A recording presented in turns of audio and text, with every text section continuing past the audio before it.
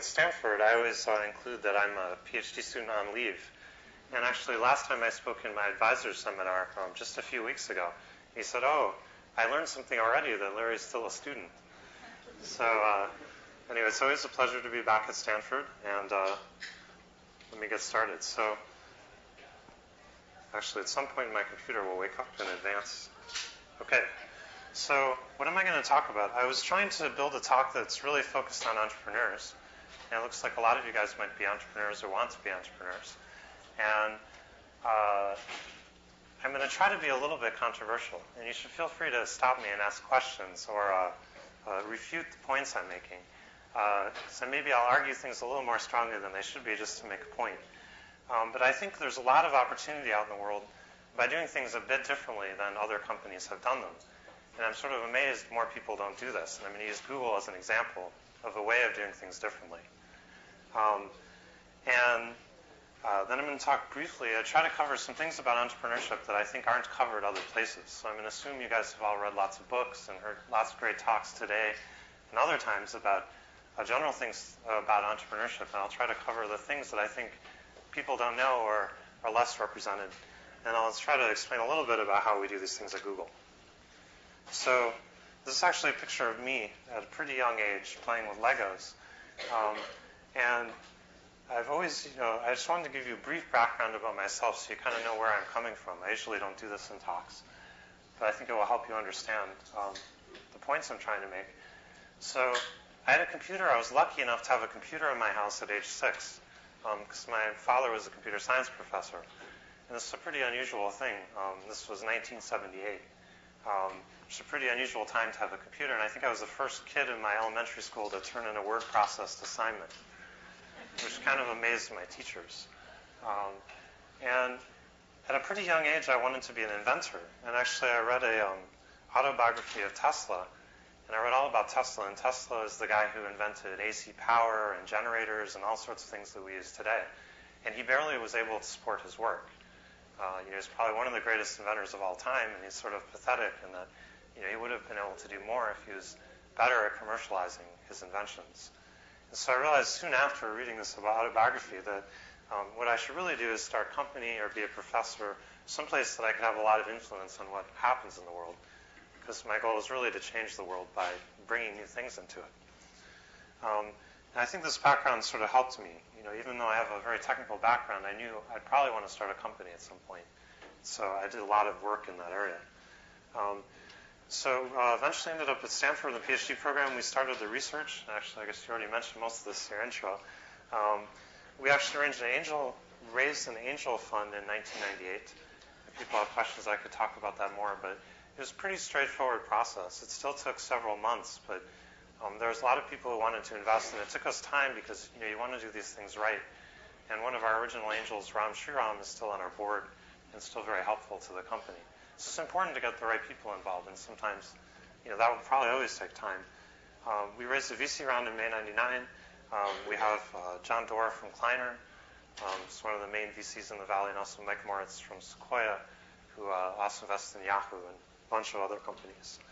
It was unusual for us to get both of those guys. So now we're profitable. We have over 300 employees. We have about 50 PhDs, which is kind of unusual. We have offices all around the world. So that's the basic background I want to give you. Let me talk about, I'll start off sort of saying, I think there's a common fallacy, especially in business schools. So I thought I'd bring this up, being in the business school today, that products aren't that important or technology isn't that important. And there's a couple of common examples people give. One is VHS versus Beta.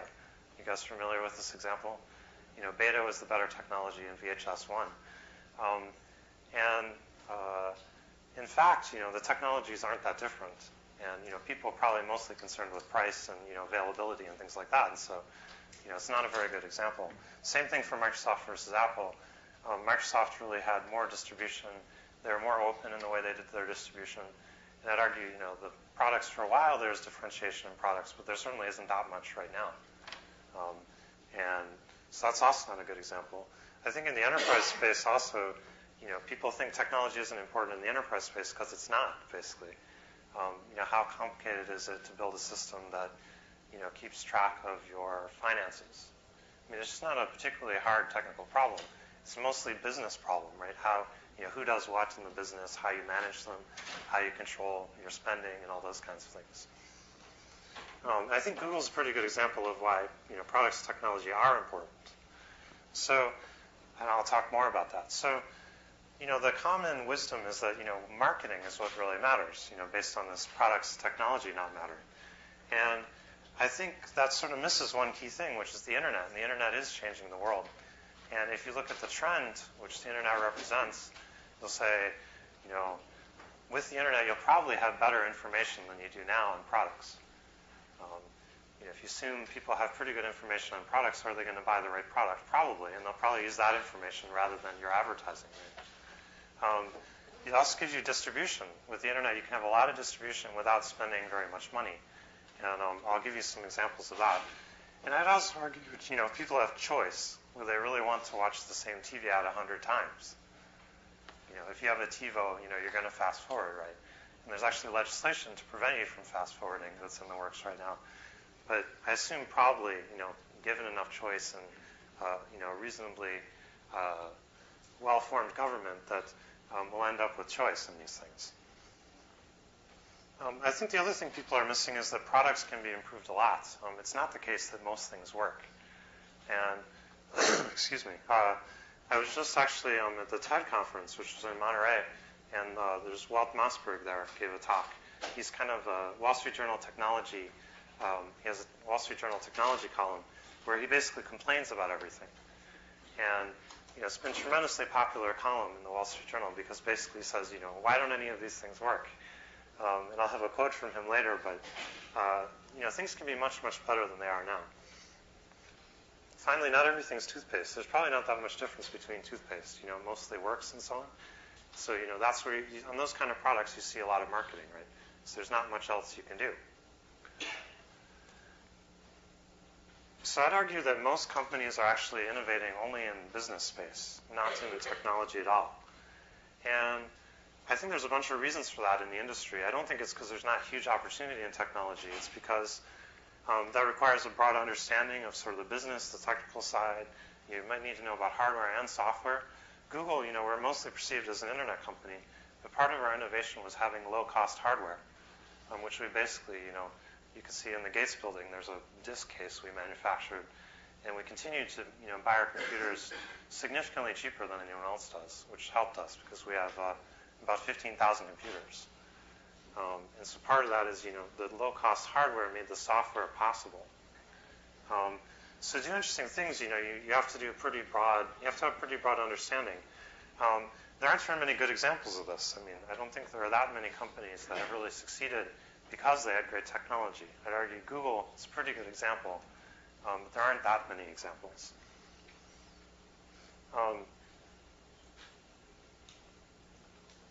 So I have this great quote from a search engine which is now actually out of business, from a CEO of a search engine which was, I guess it was about 1997 he said this, when they were just sort of becoming a portal.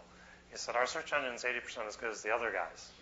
And in fact, he said, we've done focus groups and we've done all this research, and we don't think it's searches, the quality of search matters, because people can't tell the difference. And this didn't really inspire us to want to work for him. And at the time, we wanted to license technology to this company. It didn't end up working out. This is one of the reasons. But it's interesting because the leaders of these companies didn't understand that search technology would improve. They thought search was, done. They should move on to other things like horoscopes or whatever.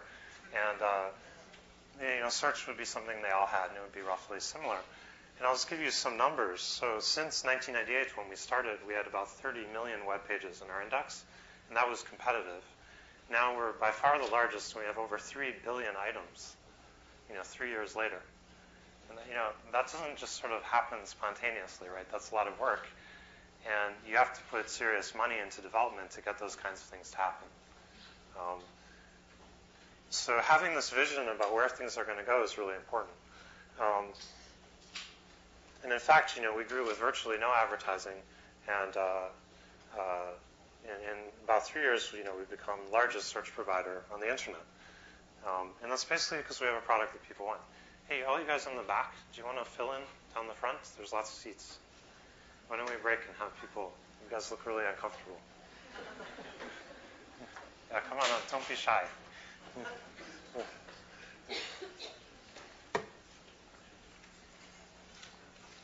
You're welcome. So I'll just keep talking as you guys file in. Why isn't there very much product innovation? And I think this can help you guys as entrepreneurs or as thinking about how you can make an impact in the world. You say, how can we have innovation in the world? Why aren't all these big companies doing the right thing? And I guess I've found even at Google, when you start to have large teams working on anything, you get above about 10 people, it's really hard to be innovative. It's hard to do things differently. And actually, if you have sales involved in the process, sales tends to want you to build exactly what your competitors have, because that's what the customers are asking for.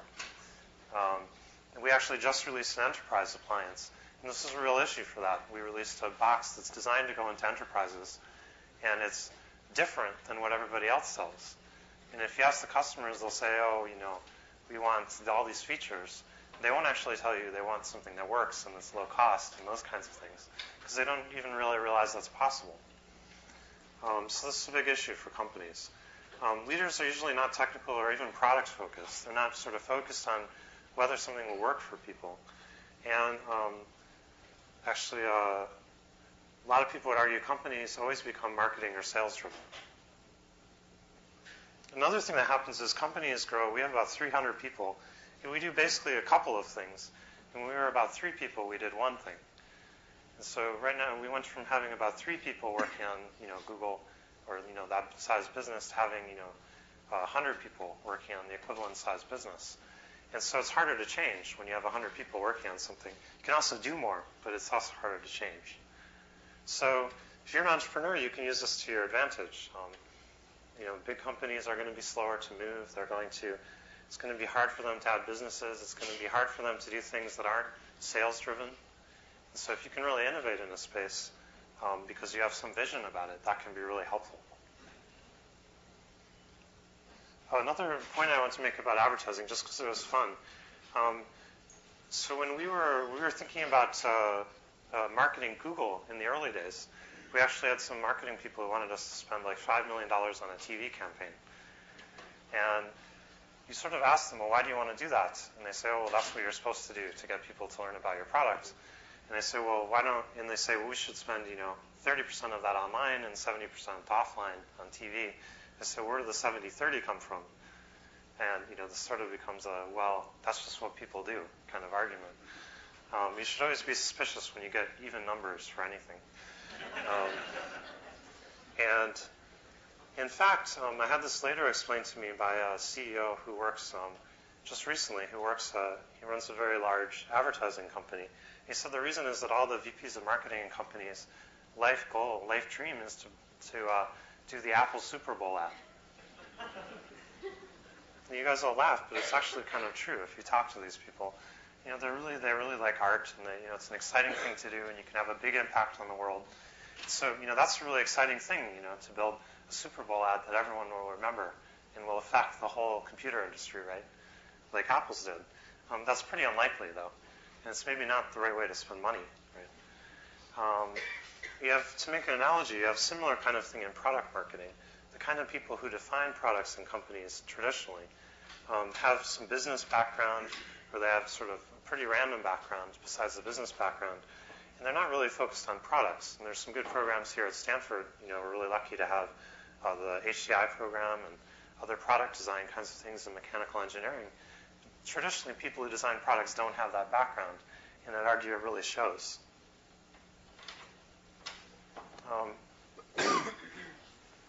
So I'd argue in companies, a technical company, this whole talk's focused on technical entrepreneurship, not other things, obviously. In a technical company, you really need to have technical leadership, or at least leadership who somewhat understands that. And in fact, we hired a CEO about 6 months ago, who's Eric Schmidt, who was CEO of Novell. And he's sort of unique in being CEO of a large tech company and having a PhD in computer science. And before he was at Novell, he was CTO of Sun. That's a pretty unusual background. I mean, I think there's probably only a handful of people who have experience being CEO of a major tech company and have a deep technical background. And for Google, that's particularly important. But I think it's more important in the industry than people would generally believe.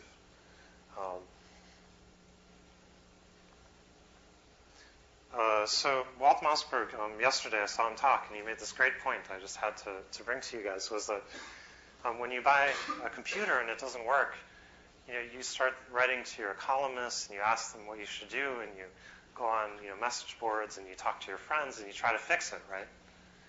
And he was making the analogy, well, what if you bought a TV that didn't work? Didn't get channel 6 or something? Would you roll up your sleeves and take it apart and try to fix it? No, I mean, you don't have that expectation about televisions. And so people have this very funny expectation about computers that it's okay if they don't work. And I think this comes from the hobbyist background. Computers started with hobbyists who had to write their own software or, do all sorts of crazy things. But nowadays, computers and software should just work, and there's really no excuse why it doesn't. So, okay, I'm almost done with this part. Finally, there's something I like to call the technology trend bandwagon. And so I threw up a bunch of words up there, XML, .NET, Corba, 2E. Anyway, all of these things, I think, basically don't do anything.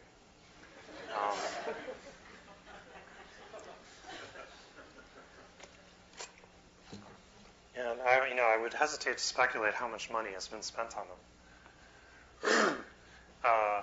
So I think you need to be really careful. The industry gets really excited about something, and companies promote it, and the reporters don't necessarily, the journalists don't understand the technology, and so you get these whole big waves that go through the industry that don't really do very much. Like, for example, we actually don't use any SCSI disks. Even though SCSI are sort of supposedly high-performance things, we use IDE because it's cheaper. And this is like, a lot of technical people would say, you guys are crazy. It's like almost a religious war, like, Macintosh versus Windows or something. But it doesn't really matter, it's just how much money it costs. I wanted to give a few more examples of this. When you go to Fry's and you buy a flatbed scanner, how many of you guys have a flatbed scanner? Raise your hands. Okay, a fair number of people. When you go there, every month you go to Fry's, they'll have doubled the resolution. So, they started out at 300 DPI, which is like roughly a fax machine, and now they're up to 1200 or 2400 DPI, which lets you digitize each piece of ink on the paper, a little dot of ink, which you can't even see with your naked eye. Now, it's not tremendously useful for most things. The only reason you'd need resolution like that is to scan slides, which isn't that common a task.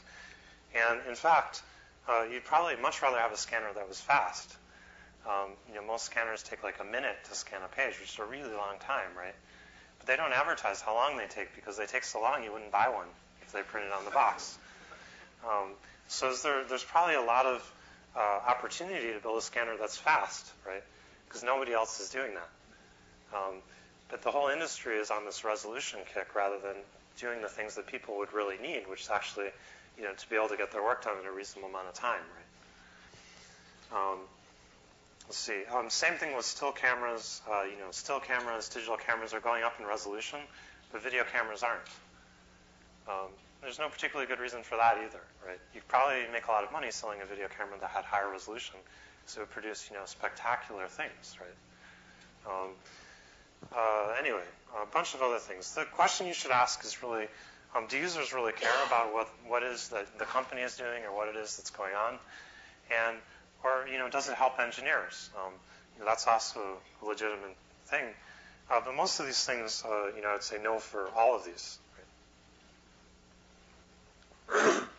So you can start off, one characteristic, in saying all of this, I'll give you, I guess, some entrepreneurial advice, is that people like to argue with you, and you have to be pretty strong. And my co-founder, Sergey, I guess, is known for being kind of obnoxious and pretty strongly opinionated. In fact, I think one of our early VCs, I won't mention which ones, that we talked to, we almost came to blows with, which wasn't a good situation. I don't recommend this, but there's something to be said for having strong opinions as long as you know what you're talking about. And I think that's really important it's fine to have opinions that aren't conventional, like, why should we do TV advertising? It's going to cost too much. As long as, you have math to back that up or a good argument, right? And I want to give one more example. When we started running advertising on Google, we started with text-based ads. And all of our salespeople, all the people in the industry said, you guys are crazy, you should be running banner ads. And we said, no, you want text-based ads because, most of the time people click on the search results. And if you present ads that, have, what people want, just like the search results, they'll click on them most of the time. And in fact, the search results get like a 50% click-through or something, right? Half the time people click on the search result. And, average ads get, a tenth of 1% click-through. So you've got a factor of 300 in click-through, right, between the ads and the search results. And the search results are text, right? So this argument, as long as you have a good argument about these things and you really stick to it, that can work. But I won't tell you how many people in the company argued with me on this point, really violently. And it almost didn't happen. And actually, it's been a very good business for us, and as a result, we're profitable, and from other sources. So this isn't a picture of Tesla, who I mentioned earlier, but it's somebody. These are the kinds of things that Tesla would do for fun. And I already covered these points, but I did want to say, you can have a lot of great ideas, but entrepreneurship is really about perspiration. I mean, you have to do a lot of work. It's not an easy thing to do.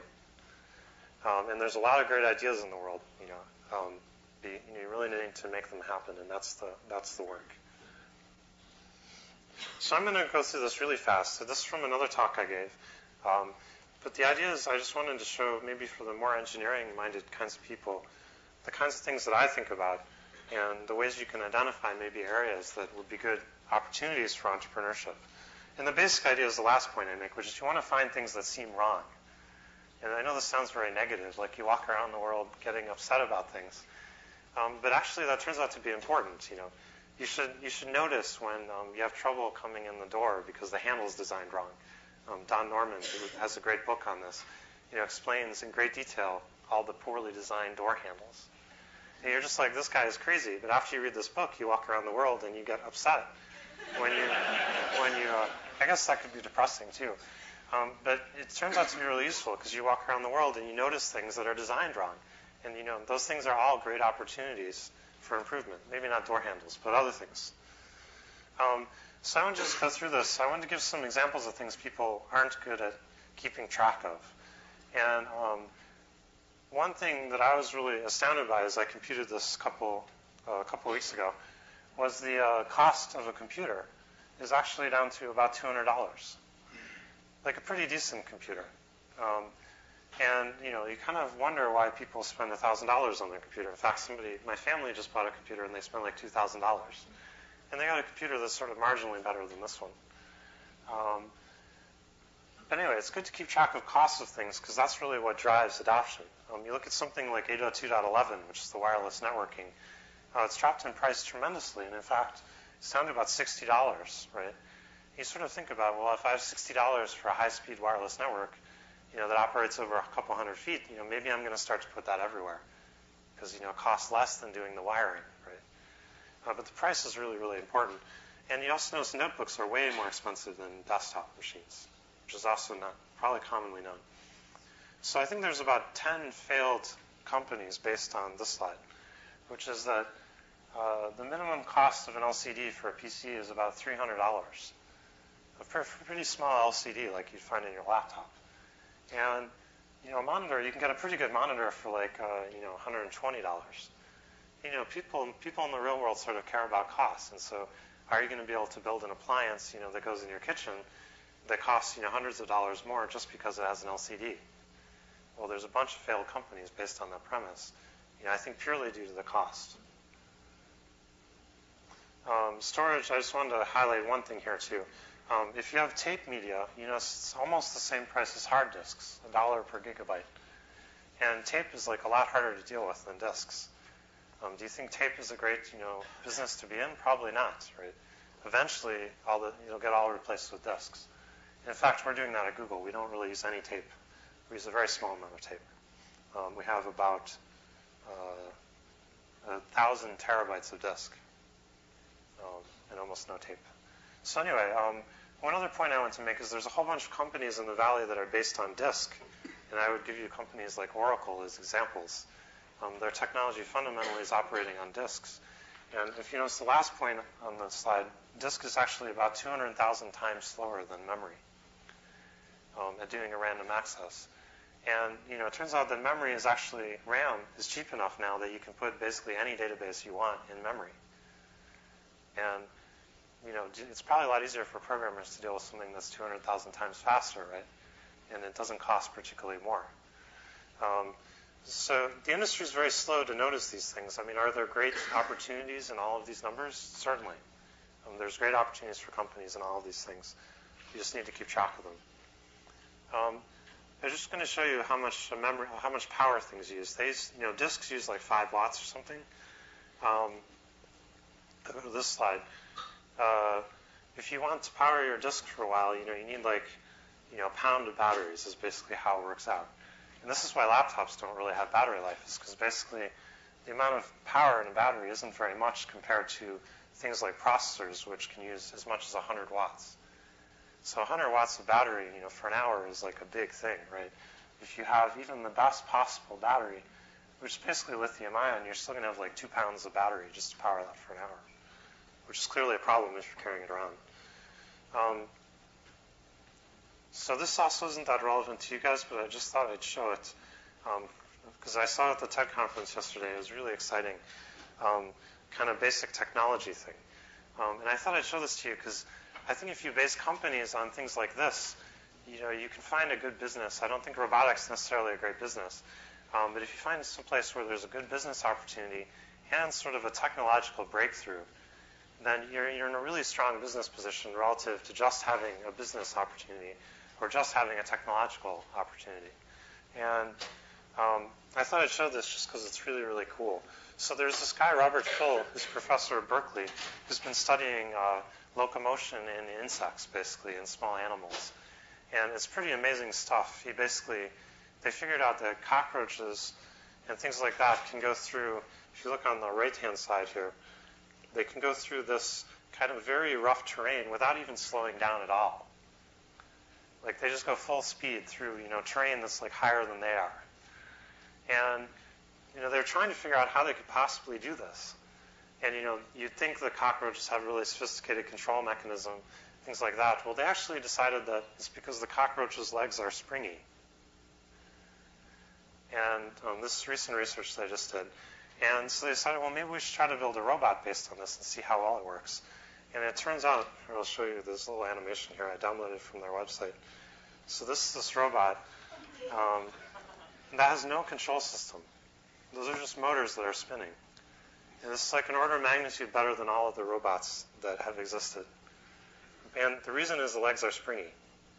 And so the legs basically do the control automatically, mechanically, rather than using electronics. I'll show you, they did some other fun things with this robot. That's just altering the timing of the way the motors are spinning. You got that behavior. Here's the robot going through I don't have the cockroach picture. But you can see this robot also goes fine through this fractal terrain, it's called. So anyway, if you were building robots, having this technology would be a real help, right?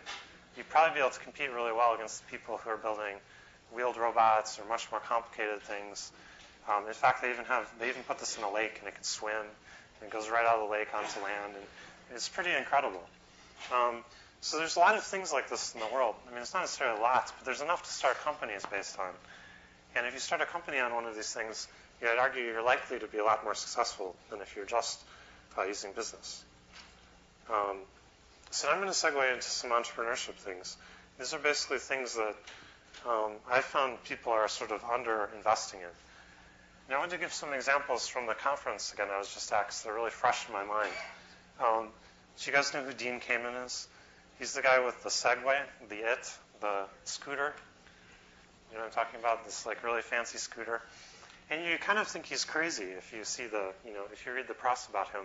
So he has this scooter that costs $30,000, and it's like, why would you want that, right? And it's very cool technologically and all these things, and it may or may not be successful as a business. But Dean is an amazing guy because the reason he's building these scooters is that he thinks cities aren't going to work. And he gave a great talk where he talked about, all the people in China that are going into cities, and I think it's like 500 million people, even in the next 5 years or 10 years, something like that. And if you compute, if they all, had a reasonable number of cars, they would actually use more gas than is available. And this is a problem, right? This is happening, and there's not a good technological solution. And he really feels strongly that you need, more environmentally conscious, more humanistic ways of doing transportation in cities. If he fails, with his scooter, I'm sure he'll do something else, that's even more cool, right? So he's going to succeed because he has a real vision. He's going to solve a problem that's very important in the world. He's very, very dedicated to it, right? And, that can really help your venture. If you have a really deeply held belief, you're not just trying to make money, if you want to change the world or you want to solve a problem you think is a really serious problem, that can really give you a lot of leverage. It makes other people believe in you. It gets you resources. It just does tremendously good things. He also has a similar belief that people should be focused on science and not sports. And he has, I think, like 10,000 kids now participating in his science program where they build robots. It's an amazing thing. It's been growing tremendously fast. And again, because he has a really deeply held belief around that.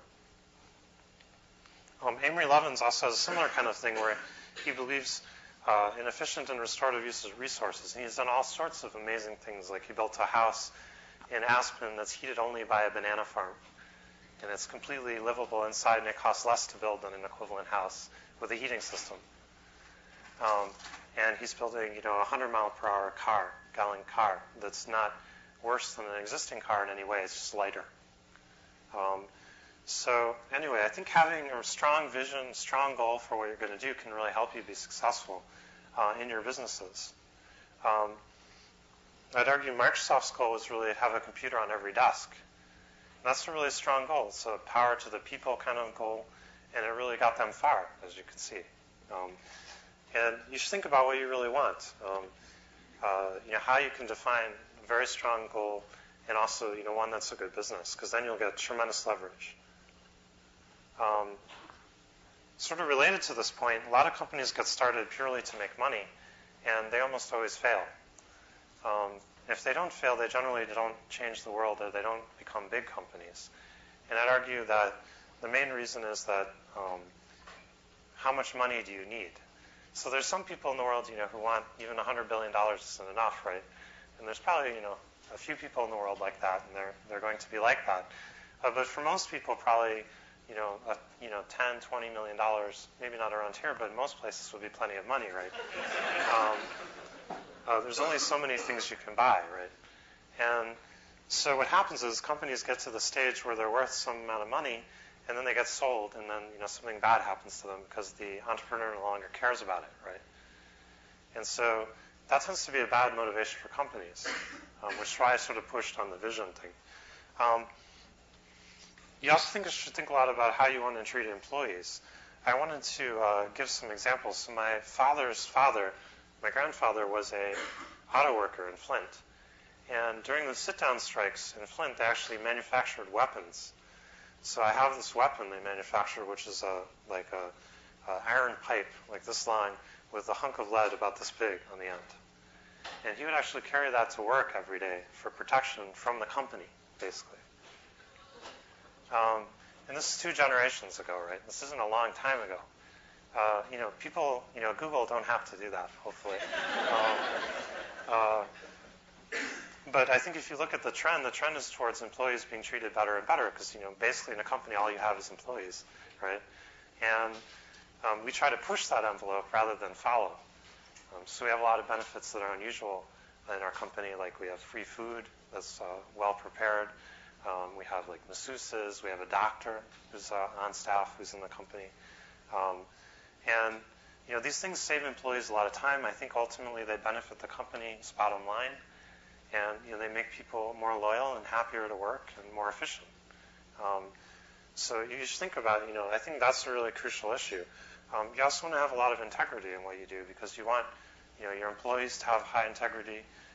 You want to have, you want to trust like the people you do business with and all these things. And in business, that's an absolutely critical thing, I think. Just over time, that even becomes more strongly reinforced to me. Because in business, you need to trust the people who are working for you. You need to trust people who are doing business with you. And if you can't do that, it just doesn't work.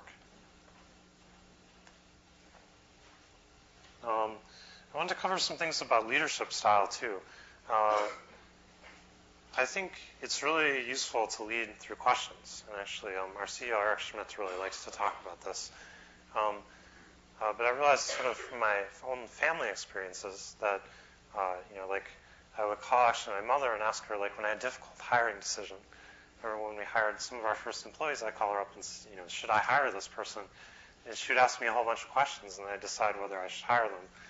And I think that's a great way to lead, is to just ask the right questions about what's going on and get people motivated to do the right things. Another point I make about big companies is big companies generally operate on trust.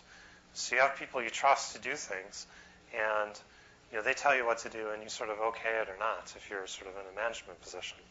I think at Google we tend to be a little bit more scientific, and people are pretty smart, and so you can present data, like you present data on your product, like how many people are using it, how are they using it, how much money are you making. You present a whole bunch of data to management, and management looks at the data, and you discuss it, you decide what to do. And I think that's a better way of doing things than just having people you trust to do stuff. And it helps if all the people in your organization are broad enough or interested enough that they can deal with some of the details in the organization. And that data is really useful. In fact, I'll show you last slide, I'll show you some data from our internal company website. We have a tremendous amount of data available to the company, everyone in the company. And they can look at how much money we made in the last 5 minutes, or they can look at all sorts of things about the company that normally you wouldn't have available. And we fight really hard to keep that available to everyone in the company because we think it's really important for decision making for people to feel empowered and for them to have access to what's going on. It's a hard thing to do. Another thing I'd say is that the structure and the culture of your organization is really reflected in your product. So you should think about what kind of product you want and then structure the organization based on that.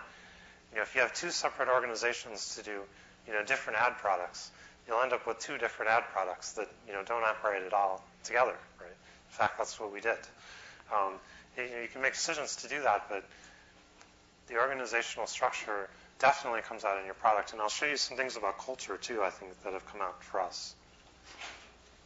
I just wanted to flash this because I thought it was kind of fun. We had a lot of discussion about what our core values should be. And mainly I wanted to highlight the last one, don't be evil. This actually came from one of our early employees who was a Stanford student, actually, too. And Amit, he's really a nice guy, and he thought this was a really important thing for us. And it was quite something, actually. It turns out recently in the press we were compared to Enron. And I guess somebody had told a reporter we have this, one of our core values, and the reporter had said, that's what should have been flashing on the screens at Enron. It should have been like Google's core values, and like we were sort of the good and Enron was evil. It's pretty amazing when your company gets compared to Enron in that way. But I do think this is an important thing. I think we are perceived as being a force sort of for good in the world. And our employees feel that too. And this is an important thing to us. That's not true for a lot of companies, right? And there's lots of reasons for that. But, we think we could sort of have a interesting market position on being good instead of evil. It's not very well habitated by other companies. But it's also more fun, right? So, I don't know. The only other thing I would tell you is to think big is really important. And that's an unusual thing. I'll talk more about that, actually. Hiring is another thing I think that really people don't focus on enough. And actually, when Eric came in, he suggested Sergey and I, who are the founders, we go back to reviewing every hire that happens in the company. So we started doing that. We've been doing that for like the last 8 months or so. We personally look at every hire. We may talk to people. We look at the compensation. We look at, we spend a fair amount of time on that. And I think that's pretty important. You want to have hiring is a really big deal, and you want to have pretty tight control over it. You see like at least half of your hiring come from inside your company, or you're probably doing something wrong, especially at the early stages. But even now, I think that's true for Google. We hire roughly half our people from inside referrals. And you want to check like a whole bunch of things. You want to sort of check whether they fit in the culture, whether they have like high integrity, whether they're really motivated. Communication skills, even in engineers, right, which isn't commonly done. Excelling at unrelated activities is a pretty good predictor in our experience. You know, if somebody has run a marathon, you know, in really good time, they tend to be a good employee because they're just a really motivated person. They get really excited about things. They can execute. Or, you know, if they're a concert pianist or, you know, whatever, other kinds of things they do, that's usually a really positive thing. Smart, productive, initiative. I think the one that's most often ignored is they ask sort of why not. So there are lots of people who will tell you, you know, no, you can't do that. And there's few people who say, you know, why can't we do more? And finding the people who, you know, are going to ask you why can't we do more are the kinds of people you want in your company, right? Because that will get you further. So I want to make a point about prototyping too. So I think there's a really big misconception about how to start companies, especially technology companies. Most successful internet companies were prototyped by a handful of people, and I'll give you some examples. Actually, a lot of them were done as hobbies. Google kind of was done as research. eBay was done as a hobby. Yahoo was done as a hobby. My brother and some friends started eGroups, which is a mailing list company that was sold to Yahoo, very successful. That actually was part of Scott's time for a year. He did it like part-time. And it was one computer that sat under a desk for over a year and collected email and groups and things like that. And they had a party for this computer a year or two ago because the computer, I actually bought the computer for them, so I was particularly involved in this, but the computer had handled over 1 billion email messages, this one computer. And so they put it up on a pedestal and they actually had a party for the computer. You know, Scott did this in part-time, right? And then eventually we're like, this thing has, you know, 10 million people using it. It should really be a company. And it was still a computer under a desk, you know, at that point. And Google was the same kind of thing. We couldn't get enough computers at Stanford to support the users we were getting. And so we were like, wow, we should really start a company, even though we're kind of reluctant to. So you compare that sort of during the dot-com boom, you know, the way companies got started was, you know, they raised $30 million, they hired 100 people, and then a year later they might have a product. And after spending the $30 million, right? And a lot of internet things especially, but a lot of technology companies can be prototyped very cheaply. You know, you can get pretty far with a couple of people in a garage and a little bit of money, which, you know, isn't hard to get, right? And so we actually bought the initial disks for Google on 3 credit cards. And those were the first crawl that we did as a company. We used these, like, our friends' credit cards, basically, to buy disks. And that was enough to get us going. So I think the other thing I'd say is that this helps in later stages, too, because if you've done things cheaply, you'll continue to do them cheaply. And that's a competitive advantage, right? The other thing I noticed about a lot of companies that are being brought into the world now in the Valley is that they're often afraid to solve the whole hard problem. So if you're going to build, you know, a company and you're only like one piece of the puzzle, it's pretty tough. I mean, you can do it, but you have to make a lot of deals, and they have to be the right deals, and there has to be enough people. There can't be monopolies, or you'll be in trouble. And you know, it's fine to pick a hard problem and solve the whole thing. I don't think this is done enough. Because you really want to control the whole user experience. You don't want to be reliant on some other company to do a good job because they probably won't, right? It's unusual to get good supplier relationships, especially when you're a really small startup, right?